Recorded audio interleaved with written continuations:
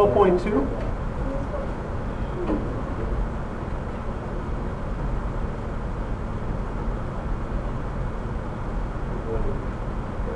So we're going to talk about chords and arcs. So let's first start off with figuring out what is a chord.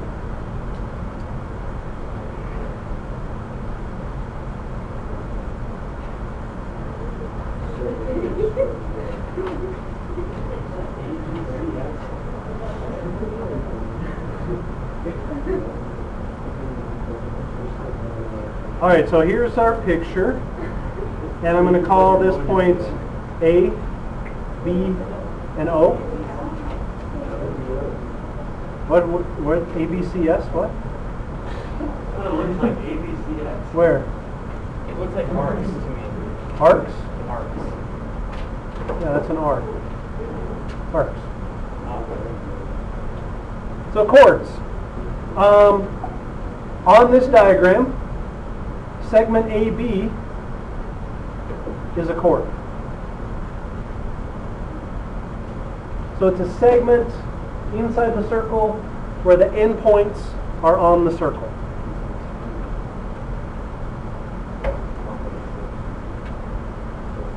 So a diameter is a special kind of chord. Diameter is a chord that goes through the center of the circle. Chords always have a central angle associated with them. So angle AOB is the central angle for the chord.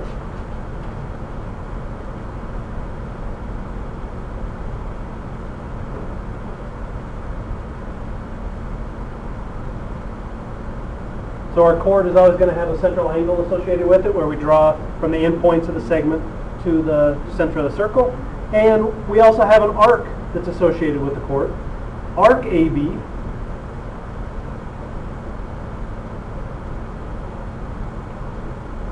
is the arc for chord AB.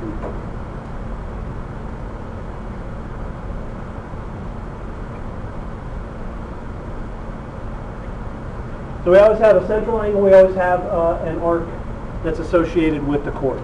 And what we're going to talk about today is just the relationship between the central angle, the chord, and the arc on the circles, and how we can compare them.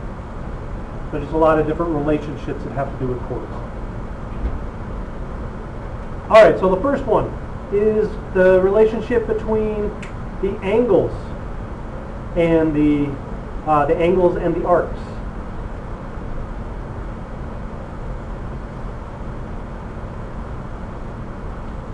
Try to make this in as shorthand as possible. But we're going to say in all of these we are in a circle,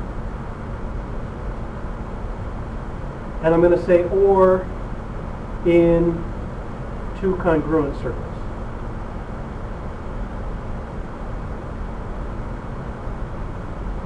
And that starting phrase is going to be true for everything we talk about today. So I'm not going to write it over and over and over again in a circle or in two congruent circles.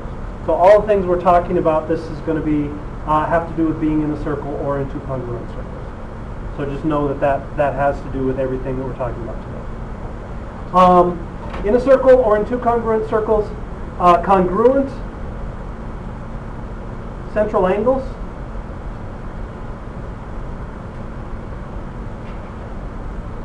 have congruent arcs.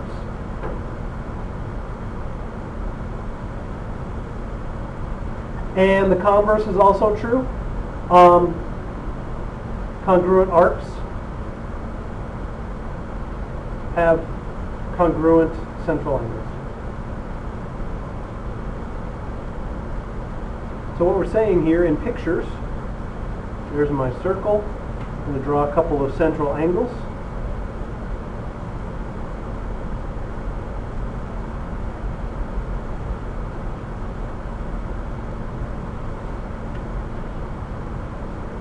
I'm going to call that point O, A, B, C, and D. So what we're saying is if angle AOB is congruent to angle COD, then arc AB is congruent to arc CD. So we're saying if these are congruent, then our arcs are congruent. And then we're also saying the converse as well. If arc AB is congruent to arc CD, then the angles are congruent. Angle AOB is congruent to angle COD. So the angles are congruent, the arcs are congruent. If the arcs are congruent, then the angles are congruent. That's our first relationship. And this is in one circle or in two congruent circles. How do we know when circles are congruent?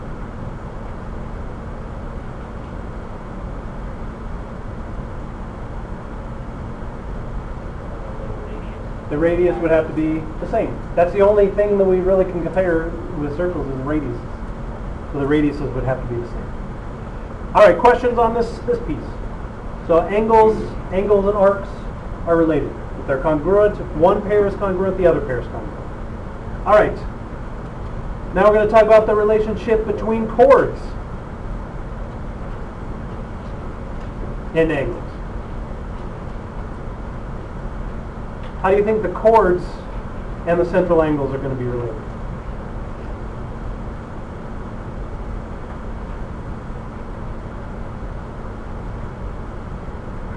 Congruent central angles.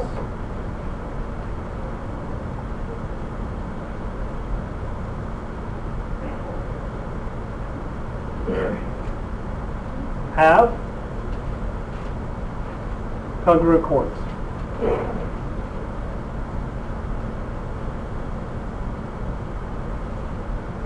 And the converse is true. Congruent chords have congruent central angles.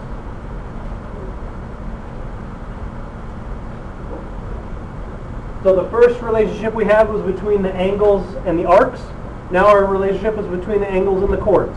So our picture almost the same, except this time we're going to draw our chords in there.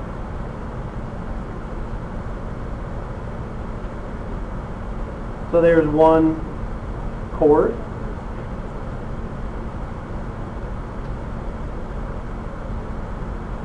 And there's our other chord. I call this O, A, B, C, and D. And what this is saying is if angle AOB is congruent to angle COD, then the chords are congruent. Then segment AB is congruent to segment CD. So we're saying if these angles are congruent, then these chords are congruent.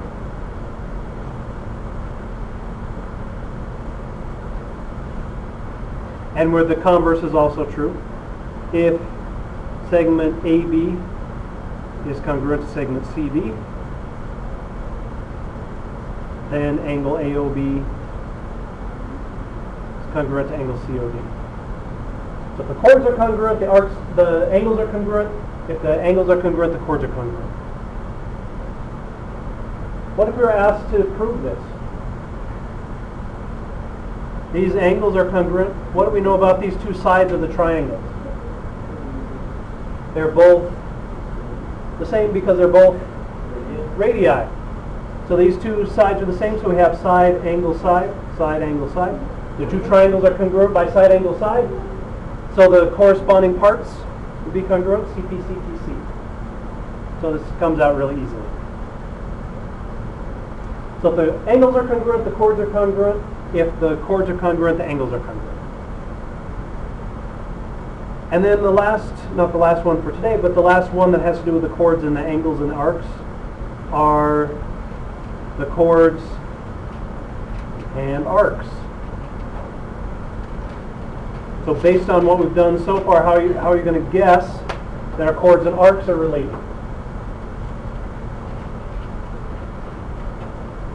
Any ideas? What do you think, Carolyn? If the chords are congruent, the arcs are congruent. Perfect. So we could say congruent chords have congruent arcs, and congruent arcs have congruent chords. So it's almost the same picture, but this time we're just talking about the chords and the arcs. I'll draw in my chords.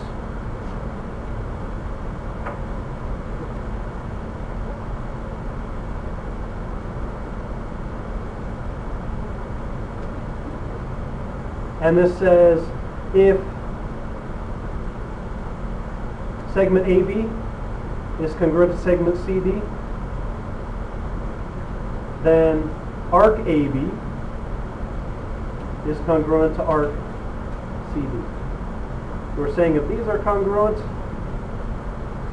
then the arcs are congruent. And then the other way around, if the arcs are congruent,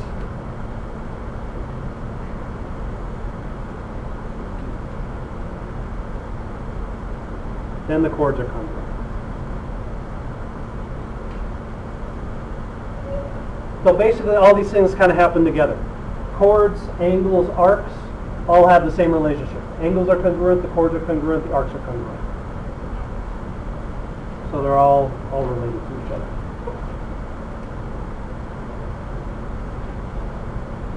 All right, questions so far? All right, let's look at a quick example that has to do with this, and then we'll talk about some more theorems. Nothing really difficult, just kind of a lot of stuff. So here's my picture.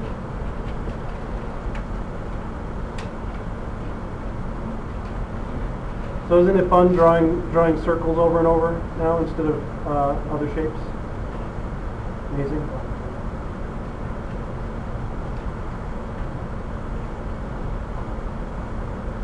And then I'll draw some chords here. And notice how, like I said yesterday, problems that have to do with circles turn into problems that have to do with triangles.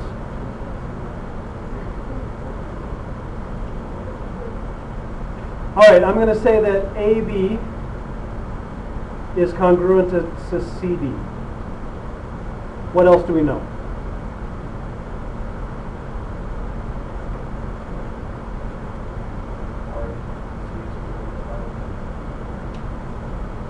All right, so our arcs are congruent. What else? What else, Carolyn?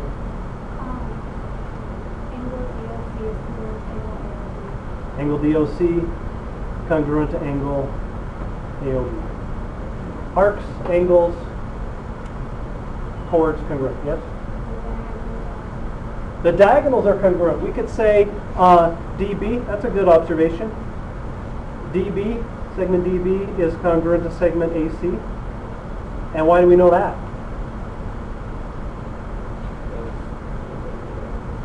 They're both not radiuses, but diameters. They're both diameters, right? So they're the same. Could we stretch this out a little more? What else could we figure out? If these two angles are congruent, what does that tell us about these two angles? They're congruent, right? So we'd be able to figure out those angles are congruent. What would that tell us? O is the center of the circle, yeah. The midpoint, yeah. So since it's the center, that's the midpoint of the diameters. Okay, that's another one. So these are angles are congruent. Can we tell something about arcs? CB is congruent to arc DA. And if we drew chords in here, then we could figure out that those chords are the same. So figure out a lot of stuff. All right, are we good there? Good so far. All right, the next little bit that we want to talk about is how the chords are related to the centers of the circles. The chords and centers.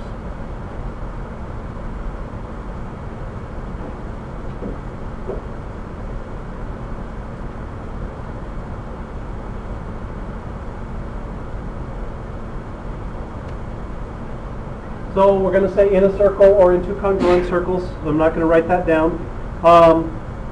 We're going to say chords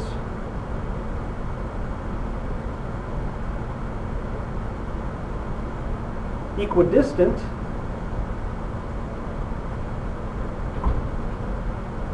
from the center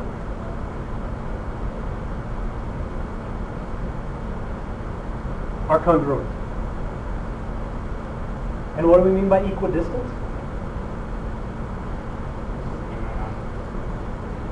So the radii are the same length. So that's an example of things that are equidistant. So what do you say there? Same distance. Equidistant means same distance. So chords that are the same distance from the center are congruent. So what we're saying here is, if we draw a picture here, we'll draw a couple of chords.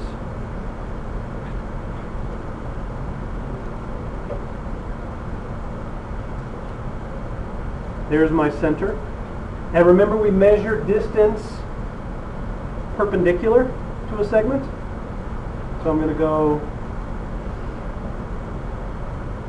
perpendicular here, 90 degrees.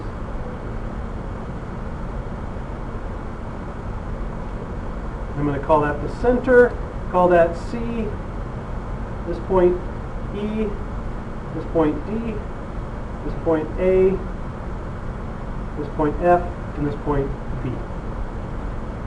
So this tells me that if OE equals OF, those distances are the same, then the chords are congruent. CD is congruent to AB.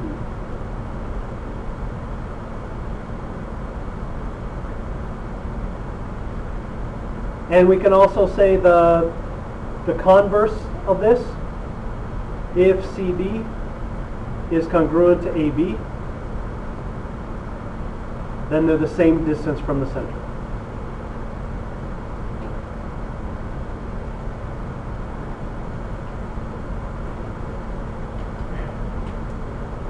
If the chords are the same distance from the center, they're congruent. If the chords are congruent, that tells us that they are the same distance from the center. Oh, see, OF, sorry. Thank you.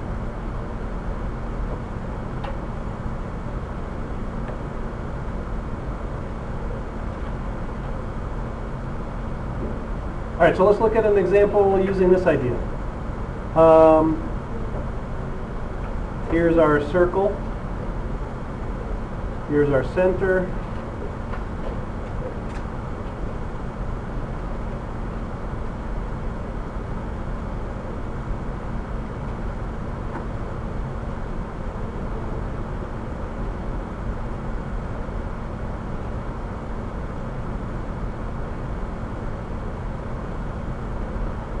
There's our picture. I'm going to call this 6, this X.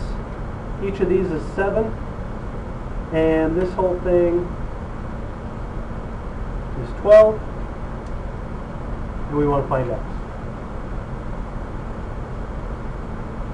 So what do we do here?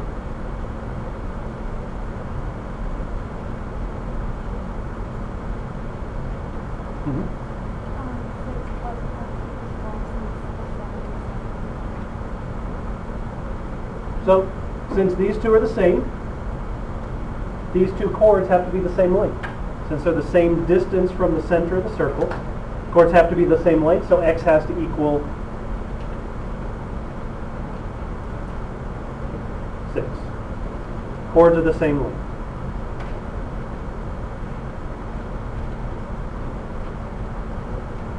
So that one was an easy one. Since they're the same distance from the center, they have to be the same length.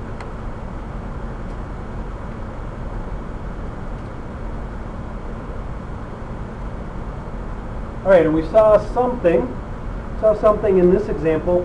The fact that this piece of a radius is perpendicular to these chords tells us something else about the chords. So that's what the last little bits of information that we're going to talk about have to do with is chords and diameters, or chords and radii. So any questions on that example?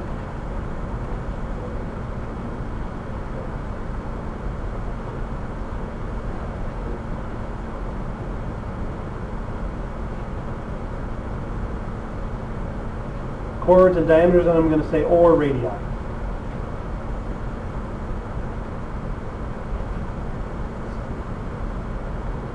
Since the radius is just part of a diameter, it still works for us.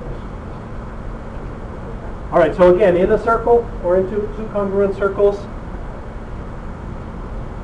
if a diameter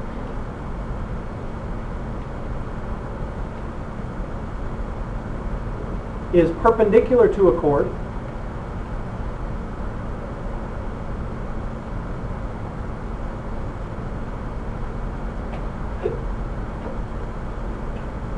it bisects the chord.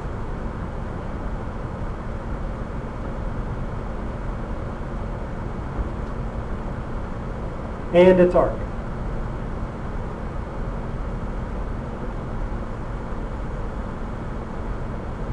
So what we're saying here for our picture, and the diameter, we could say a diameter or a radius.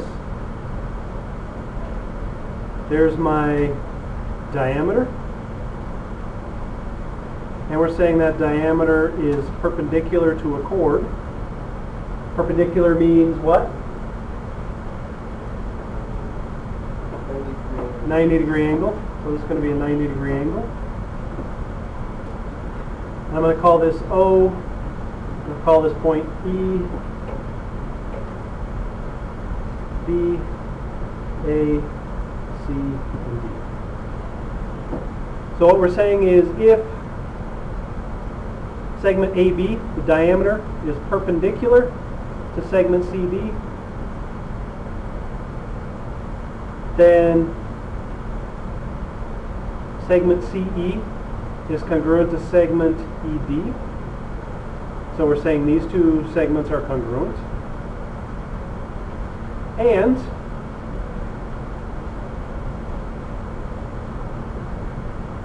arc CB is congruent to arc BD.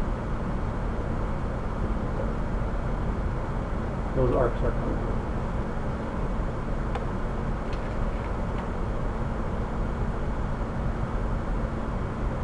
And the converse is true also. If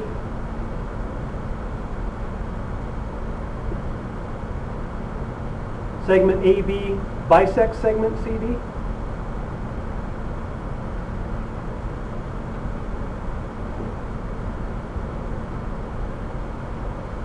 then it is perpendicular to the chord. So it works either direction.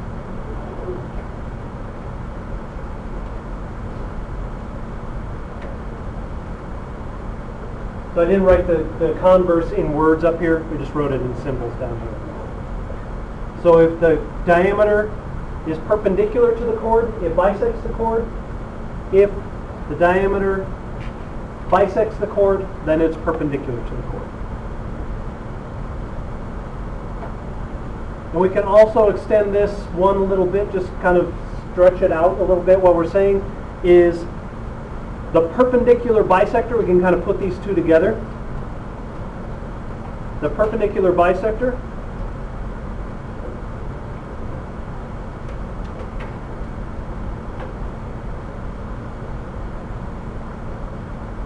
of a chord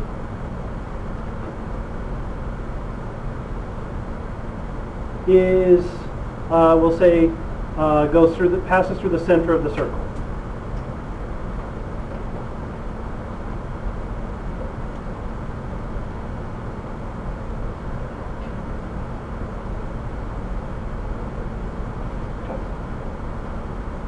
So we can say it's part of a radius or diameter.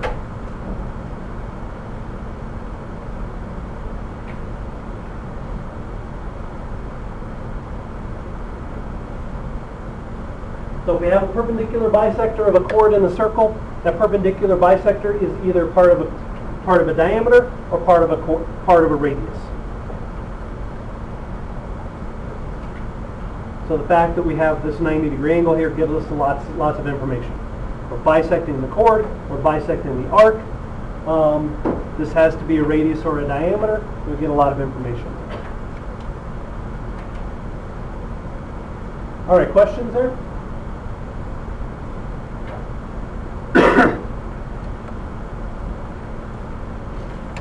All right, we're going to do a couple of examples that have to do with a couple of these ideas, and then we'll be done.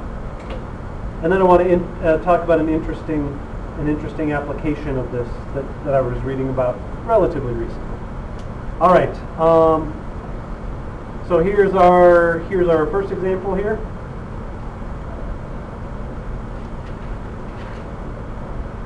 All right, I'm going to draw a chord. There's the center of our circle.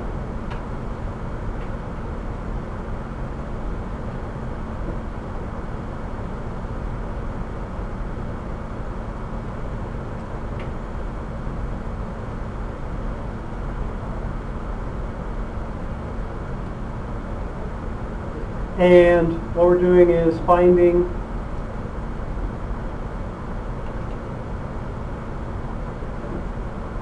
the length of the radius.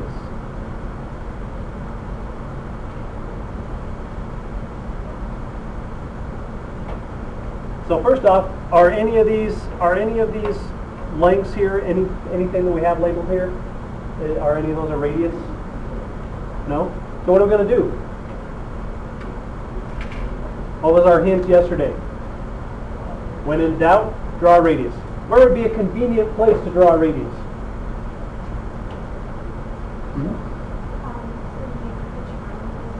Make a triangle. So we have to start at the center. I'm going to go to here. There's R. That's a radius. What else can we figure out here? This is 7, and we can figure that out because this piece of a radius is perpendicular to the chord, so it does what to the chord? Bisects it. So this is 7. And now we've turned our circle problem into a triangle problem, and we can solve this out. What are we going to do to solve this? Pythagorean theorem. Which side's our hypotenuse?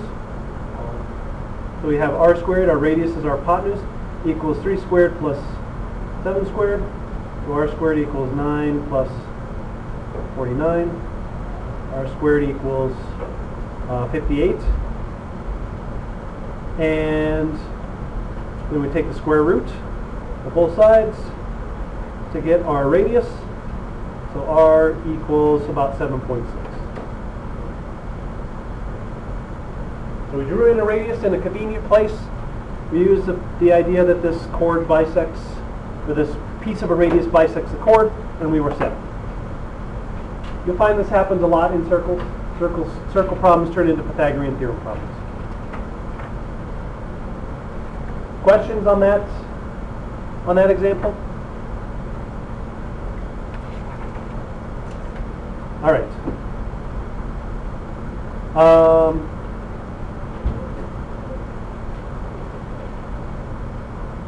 Next example, last example. Here's my circle.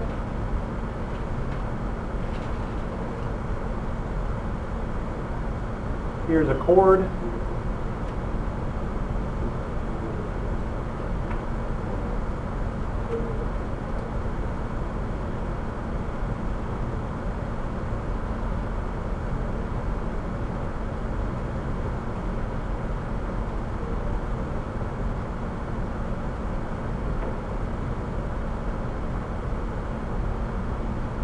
And here we want to find y. Oh, and I need one other thing. No, we don't need the one other thing. We want to find y.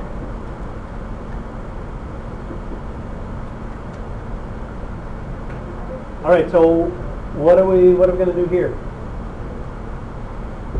We have to figure a few things out. What does the fact that this piece and this piece are both 11, what does that tell us is going on here? Being bisected. This is a piece of the radius. So what does that tell us about this angle? That has to be a 90-degree angle. Has to be perpendicular. So we can figure out that's a 90-degree angle. So that gives us a little piece of information. What are we going to do here? Make a triangle. How am I going to? I'm going to draw a triangle. Just I could draw one like this. Is that what I want to do? We want to make a convenient triangle, right? That's a kind of an inconvenient triangle.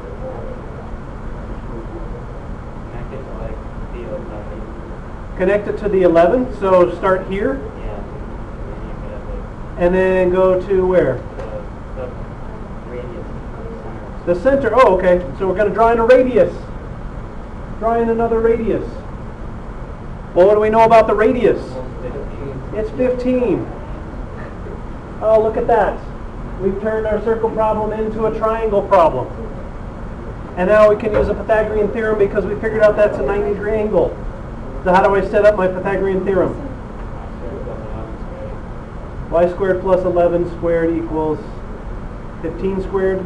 So y squared plus 121 equals 225. Subtract 121 from both sides. So y squared is 104. Take the square root. And I get y equals about 10.2. What if I got that y was bigger than the radius? Then you'd be wrong. You know that either that you did something wrong or Mr. Beamer made an impossible triangle again. All right, questions there? All right, so I wanted to one application of this idea that I found really interesting. This idea that that the perpendicular bisector of a chord goes through the center of the circle.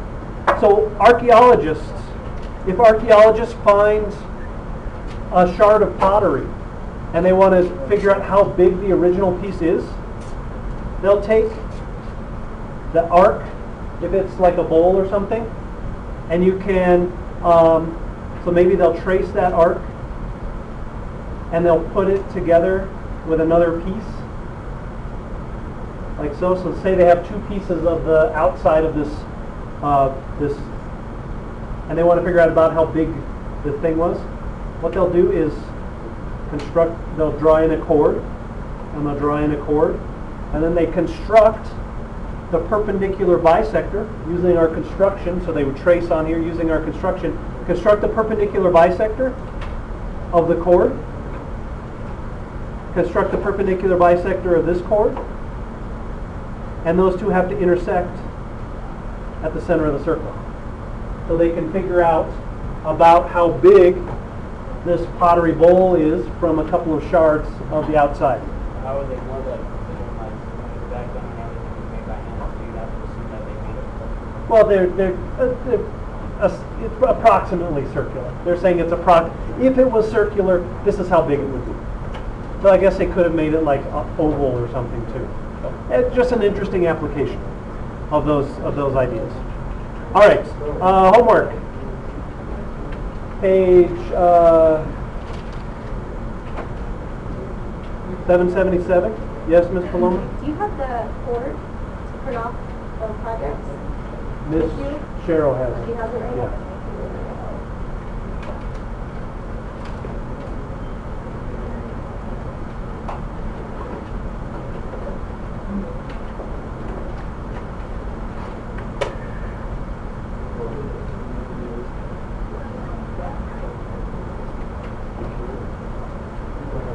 All right, there we go.